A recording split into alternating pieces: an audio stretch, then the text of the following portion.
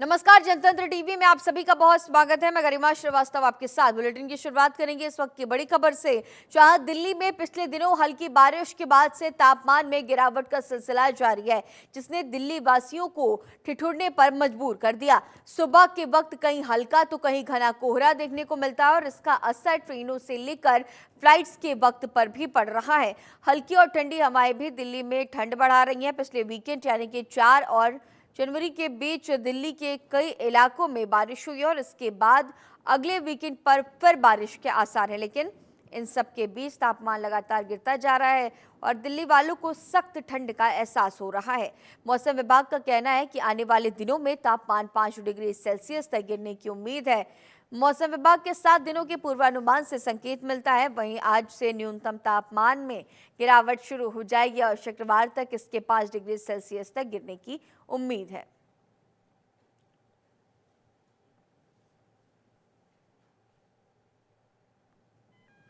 तो अब ये आपको 5 तस्वीरें दिखा रहे हैं आपकी टीवी स्क्रीन पर, जहां पर पहली तस्वीर में आप देखिए किस तरह से पहाड़ों पर बर्फबारी जारी है और दूसरी तस्वीर में आप देखिए मैदानी क्षेत्र की ये तस्वीर जहां पर शीतलहर का कहर देखने को मिल रहा है। तीसरी तस्वीर में आप देखिए कड़ाके की ठंड के बीच लोग इस तरह से अलाव का सहारा ले रहे हैं। चौथी तस्वीर देखिए दिल्ली एनसीआर की ये तस्वीर है, जहां पर कड़ाके की ठंड पूरे दिल्ली एनसीआर के लोग ठिठुरने के लिए मजबूर है। और पांचवी और आखिरी तस्वीर देखिए कि किस तरह से ठंड का प्रकोप जो है वो बढ़ता जा रहा है। विजिबिलिटी की अगर बात करें तो विजिबिलिटी 0 तक पहुंच चुकी है। तो ठंड में इस तरह के हालात, दिल्ली एनसीआर में भीषण सर्दी और इसके साथ ही पूरे उत्तर भारत में ठंड का प्रकोप जारी है। पहाड़ों पर बर्फबारी की भी तस्वीर,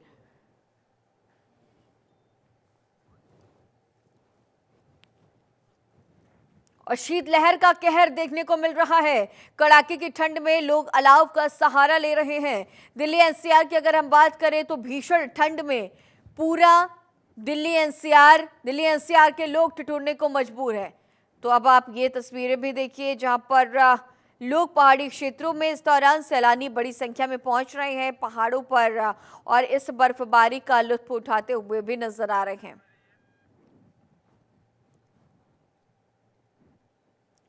तो लगातार भारी बर्फबारी और लोग पहाड़ी क्षेत्रों में भी जा रहे हैं, मौसम का आनंद ले रहे हैं, इस बर्फबारी का लुत्फ उठाते हुए भी नजर आ रहे हैं। जम्मू कश्मीर की बात करें, उत्तराखंड की बात करें, लेह लद्दाख और उत्तर हिमाचल प्रदेश में बड़ी संख्या में सैलानी पहुंच रहे हैं।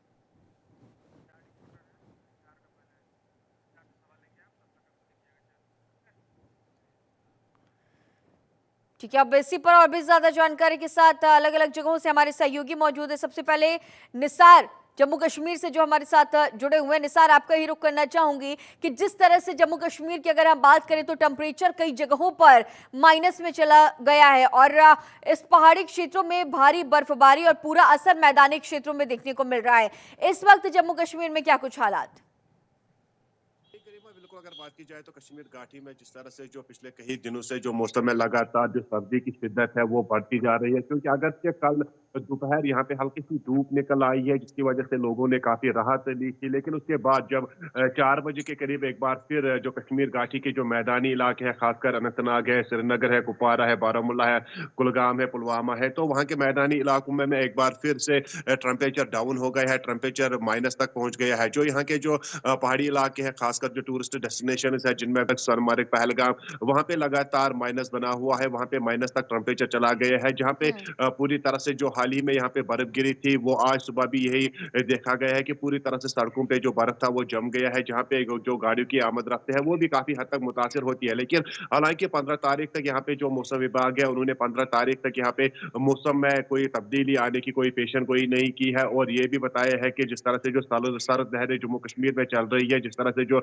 माइनस यहाँ पे टेम्परेचर जा रहा है, उसमें कोई बेहतरी नहीं आ सकती है। लेकिन पहाड़ी इलाकों में किसी किसी जगह पे यहाँ पे बर्फबारी की भी पेशन गोई की है। जम्मू खिते की बात की जाए तो जम्मू खिते में भी जो कश्मीर में जिस तरह से जो टेम्परेचर माइनस हो गया, उसका असर पूरी तरह से जम्मू खिते में भी पड़ गया है। वहां पे भी जो टेम्परेचर है काफी 5 डिग्री तक चला गया है, 7 डिग्री तक चला गया है कहीं एक दो मुकाम पर। तो वहां पे भी हल्की हल्की सी जो बारिशें हो रही है, लगातार बीच बीच में वहां पे बारिशें भी हो रही है।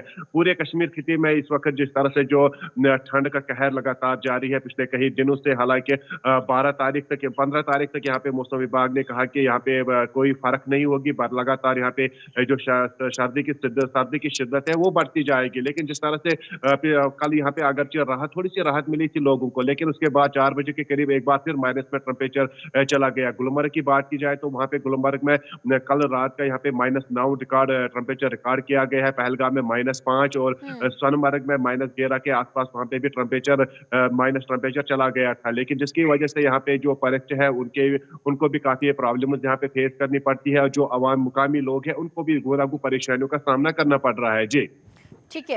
और गाजियाबाद से भी हमारे सहयोगी अरुण हमारे साथ मौजूद है। अरुण, जिस तरह से लगातार देख रहे हैं कि पूरे दिल्ली एनसीआर की अगर हम बात करें तो मौसम जो है वो अपना रुख बदलता हुआ नजर आ रहा है। गाजियाबाद में आप मौजूद हैं, इस वक्त गाजियाबाद में क्या कुछ तस्वीरें, क्या कुछ स्थिति?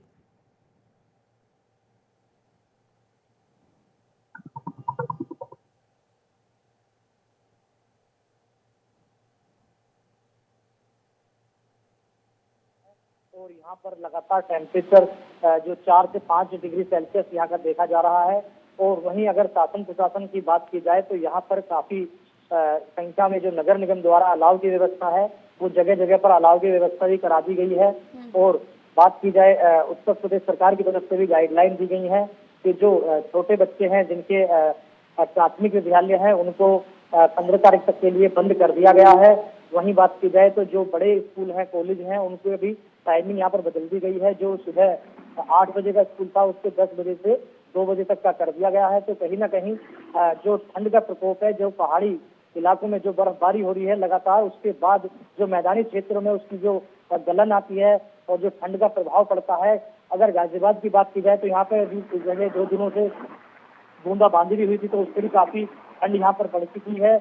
और मैं आपको तस्वीरें दिखाना चाहूंगा। ये वो तस्वीर है जो गाजियाबाद का वेब सिटी इलाका आता है, जो सुबह का समय होता है और सभी लोग ड्यूटी पे जाने के लिए तैयार होते हैं। लेकिन सड़कें अभी तक यानी 8 बजे से ज्यादा बज चुके हैं और सड़कें अभी भी यहाँ पर सुनसान देखने को मिल रही हैं। तो कहीं ना कहीं गरिमा, ये अपने आप में एक चिंता का विषय जरूर बना हुआ है कि अगर आने वाले टाइम में इसी तरह से ये ठंड आगे बढ़ती रही तो आने वाले समय में जो आम जन है, जो मजदूर तबके के लोग हैं, उनको खासी परेशानियों का सामना जरूर करना पड़ेगा। क्योंकि इस समय जो ठंड का प्रकोप है वो बिल्कुल अपने चरम पर है। और अगर आने वाले टाइम में थोड़ी बहुत भी बूंदाबांदी हो जाती है, यानी कि हवा तो चल रही है, शीतलहर तो लगातार गाजियाबाद में चली रही है, जिससे लोगों में ठिठुरन भी है और लोग बाग अपने काम पर जाने के लिए भी जो तैयार नहीं है। लेकिन मजबूरी होती है कि काम पर भी मजदूर तबके को रोज जाना, कमाना, खाना होता है। तो कहीं ना कहीं जो लेबर क्लास है उनको यहाँ पर बड़ी परेशानियों का सामना करना पड़ेगा गरिमा। और जिस तरह से स्कूल की जो टाइमिंग बदली गई है तो कहीं ना कहीं ये राज्य सरकार को भी देखना चाहिए कि मजदूरों के लिए भी कोई गाइडलाइन ऐसी दी जाए कि जिससे वो टाइम जो सुबह 7 बजे या 8 बजे मॉर्निंग में काम के लिए, वर्किंग के लिए जाते हैं, तो उनकी टाइमिंग और आगे बढ़ा दी जाए। या फिर जो वर्क एट होम का भी इसमें थोड़ा सा प्रावधान या संशोधन करना चाहिए गरिमा। क्योंकि इस समय गाजियाबाद की अगर बात की जाए तो गाजियाबाद में शीतलहर का प्रकोप बहुत ज्यादा देखने को मिल रहा है।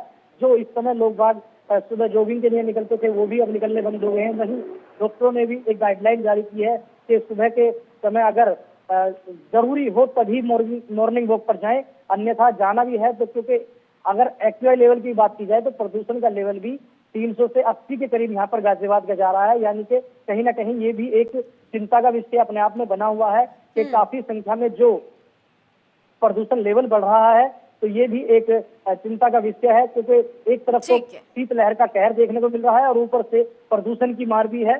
तो लोगों को यही सलाह दी जा रही है कि बहुत जरूरी काम हो तभी घर से निकले, अन्यथा अलाव का सहारा लें और रजाई का सहारा लें। ठीक है।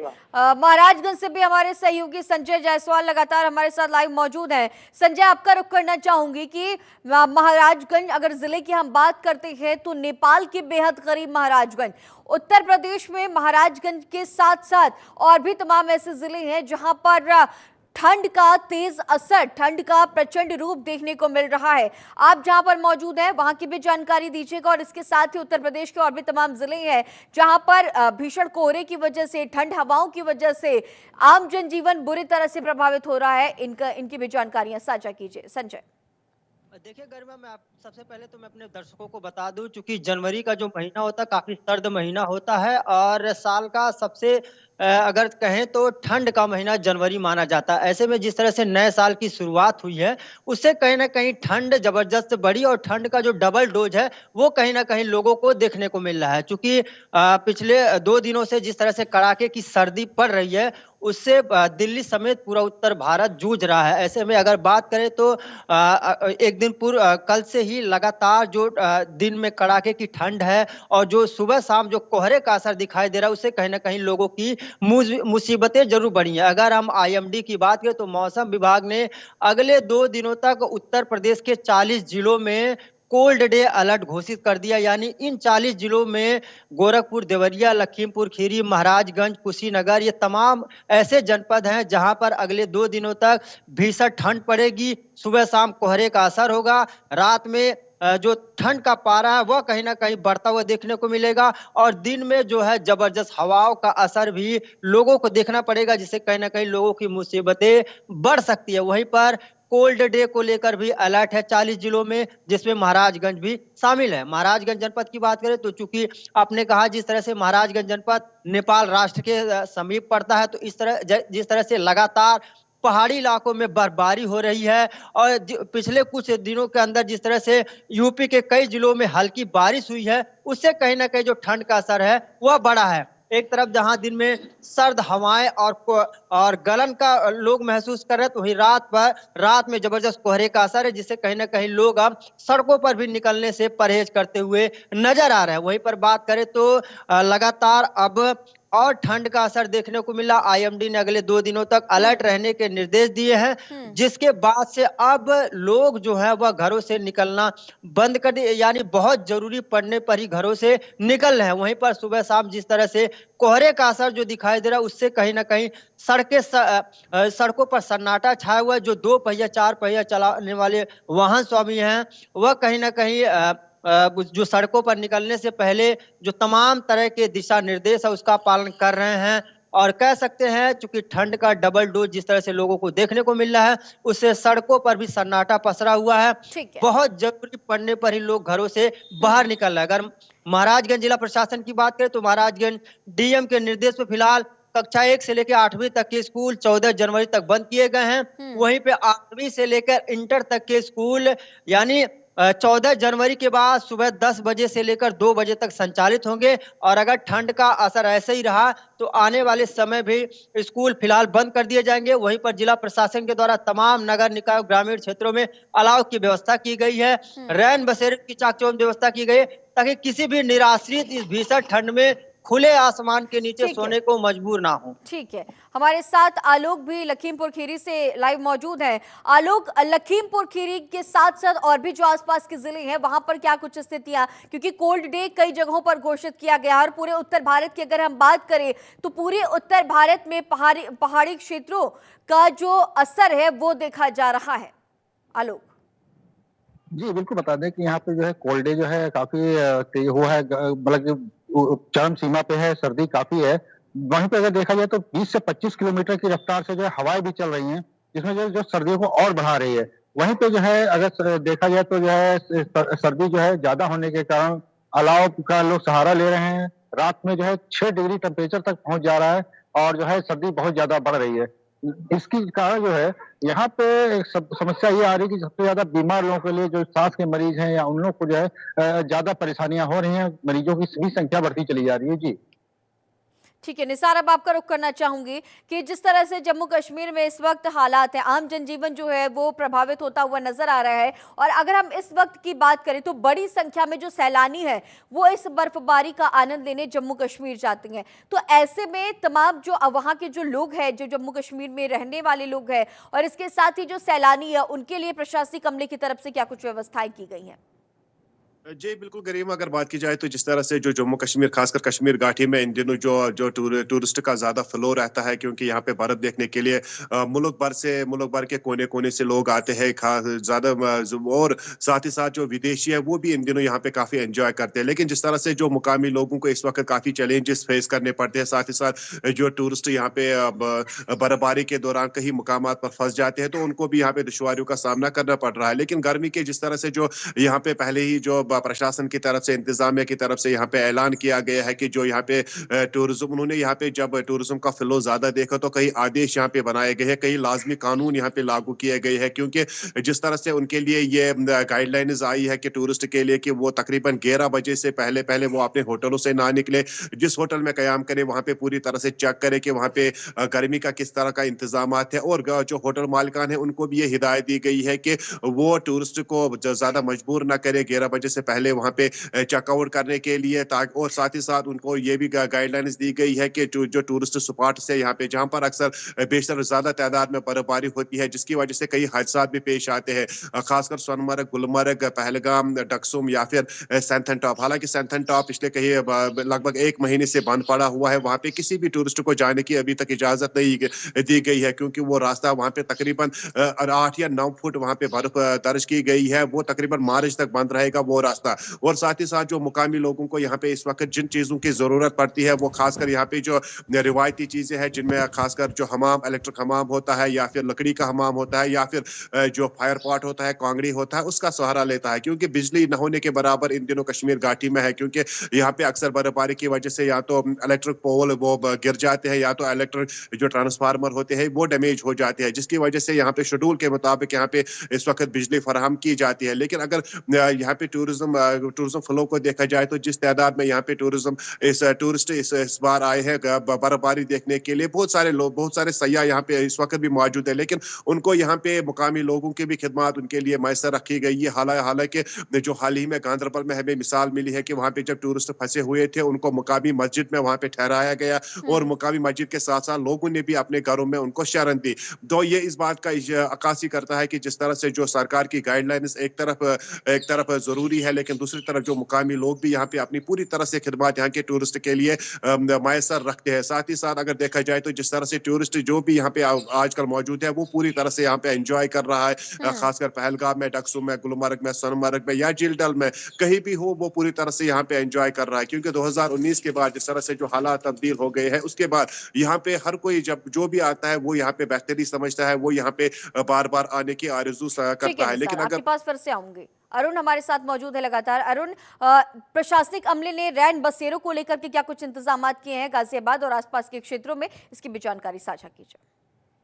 देखिए गरिमा, रैन बसेरों की अगर बात की जाए तो यहाँ की जो रैन बसेरे हैं बहुत ही ज्यादा दुरुस्त कर दिए गए हैं। और बात की जाए शासन प्रशासन की, तो शासन प्रशासन की तरफ से गाजियाबाद जिलाधिकारी ने खुद इसकी कमान संभाली हुई है और लगातार औचक निरीक्षण भी कह दीजिए या फिर लगातार शाम को उनका यही काम है कि शाम को 6 बजे रैन बसेरों की स्थिति देखना, और रोड पर कोई भी वहां पर दिखता है, अस्थायी लोग जो दिखते हैं उनको रैन बसेरे में पहुंचाना, और गर्म कंबल और अलाव की व्यवस्था गाजियाबाद नगर आयुक्त खुद इसकी जिम्मेदारी अपने ऊपर लिए हुए हैं। और करीब गाजियाबाद में 200 से ज्यादा जगह पर रोज अलाव की व्यवस्था की जा रही है। वहीं लोगों के साथ साथ जो गौशालाएं हैं या फिर जो जो जो पालतू के साथ साथ जो जानवर होते हैं, जो आपकी बात की जाए जो रोडों पर आवारा कुत्ते होते हैं, उनके लिए भी जो काट की जो बोरियां होती हैं उनको डाला जा रहा है। तो कहीं ना कहीं गाजियाबाद की बात की जाए तो गाजियाबाद शासन प्रशासन की तरफ से बहुत ही उम्दा इंतजाम यहाँ पर किए हुए हैं। और जो शीतलहर का प्रकोप यहाँ पर देखने को मिल रहा है उसकी जो पूरी कमान है वो जिलाधिकारी ने खुद अपने ऊपर ली हुई है, और लगातार वो कॉम्बिंग भी कर रहे हैं और अपने अधीनस्थों को पूरा आदेश दिया हुआ है कि कहीं पर भी पूरे जिले में अगर एक भी ठंड से किसी की मौत होती है तो उसकी जिम्मेदार वो खुद होंगे। और यानी कि कह सकते हैं कि जिस तरह से दिल्ली की सर्दी के साथ साथ ही गाजियाबाद की सर्दी भी काफी मशहूर मानी जाती है, क्योंकि यहाँ पर जो इंडस्ट्रियल एरिया है वो भी है और जो कंस्ट्रक्शन है वो भी है, और कहीं ना कहीं हॉट सिटी के नाम से गाजियाबाद जिले को जाना जाता है। तो यहाँ पर सभी तरह के जो रैन बसेरों की स्थिति है वो भी दुरुस्त की हुई है। हालांकि थोड़ा सा अगर मैं बात करूं तो गाजियाबाद जो मेडिकल लाइन है या हॉस्पिटल है वहां पर जो मरीजों की भीड़ है वो लगातार बढ़ती जा रही है, क्योंकि इस मौसम में, सर्द मौसम में जो बुजुर्ग लोग होते हैं उनको जो खांसी, दमे या सांस की बीमारी होती है, उन्हें काफी परेशानियों का सामना करना पड़ रहा है। लेकिन उसके लिए भी गाजियाबाद की तरफ से, गाजियाबाद शासन प्रशासन की तरफ से हर तरह की तैयारियां पूरी कर ली गई हैं। गरिमा, ठीक है, आलोक आपका रुख करना चाहूंगी, लखीमपुर की बात करें तो वहां पर किस तरह से रैन बसेरों को लेकर के, क्योंकि तमाम जो ऐसे लोग हैं जो इस सर्द के मौसम में सड़क के किनारे सोने को मजबूर होते हैं अपनी गरीबी की वजह से, तो ऐसे में प्रशासनिक अमले ने रैन बसेरों को लेकर के क्या कुछ इंतजाम किए हैं? जी, बिल्कुल बता दें कि यहाँ पे जो है रैन बसेरे को देखते हुए जो है डीएम ने खुद अपनी तरफ से जो है एक अपनी कमांड संभाली हुई है। और इसके नजरिए जो है अगर देखा जाए तो यहाँ पे रोडवेज बस स्टैंड हो गए, रेलवे स्टेशन हो गए, इनके आसपास से ज्यादा इन्होंने रैन बसेरे बनाए हैं। वहीं पे जो है रजाइयों का इंतजाम किया हुआ है, वहीं गद्दों का इंतजाम किया है। किसी को भी जमीन पे लेटने की इजाजत नहीं है, उनके लिए तखत वगैरह और जो बेड वगैरह दे रखा है, जिसकी वजह से जो इन लोगों को सर्दी से बचाया जा सके। वहीं पे अगर देखा जाए तो सर्दी को देखते हुए जो है, शीतलहर को देखते हुए यहाँ पे स्कूलों में भी छुट्टी कर दी गई है। 14 तारीख तक स्कूल बंद रहेंगे।